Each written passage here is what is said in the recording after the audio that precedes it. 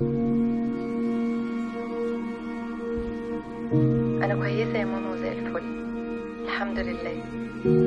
سلميني على بابا وادم وسليم، وحشتوني قوي، بحبكم.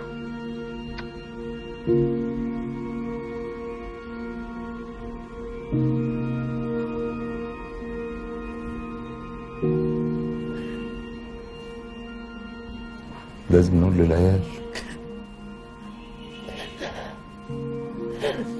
شد حيلي، ضروري انهم انا وانتي علشان اشوف مين عند ابو جاي.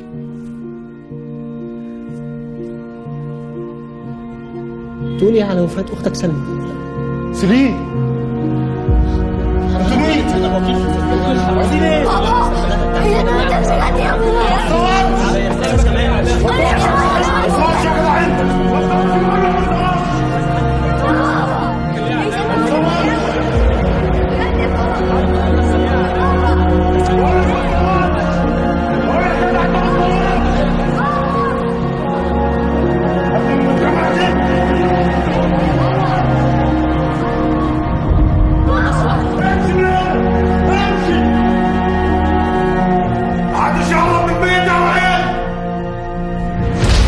لا حول ولا قوة إلا بالله.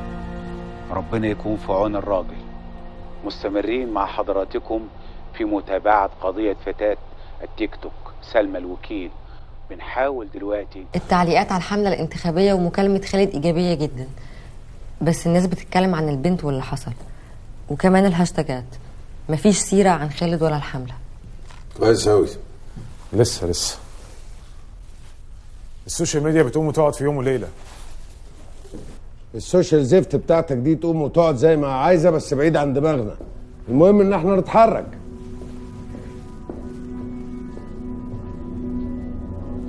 ابقى قاعد معاك امبارح يا استاذ خالد، فتقوم النهارده تعمل محضر سرقة للعربية.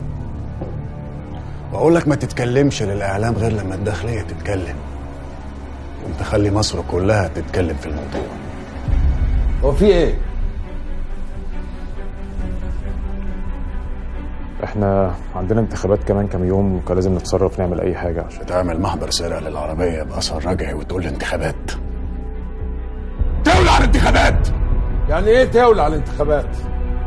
لا يا بيه، الانتخابات دي تخصنا، احنا بنشوف شغلنا. انت كمان شوف شغلك بس بعيد عننا. ولو مش هتعرف اكلم اللواء اللي مشغلك، عشان وانت داخل على الناس وانت نافش ريشك كده تبقى عارف انت بتتكلم مع مين. طب ما تكلم سيادة اللواء كده واسأله على هشام منتصر، هيقول لك ده ما يفرقش معاه بيكلم مين.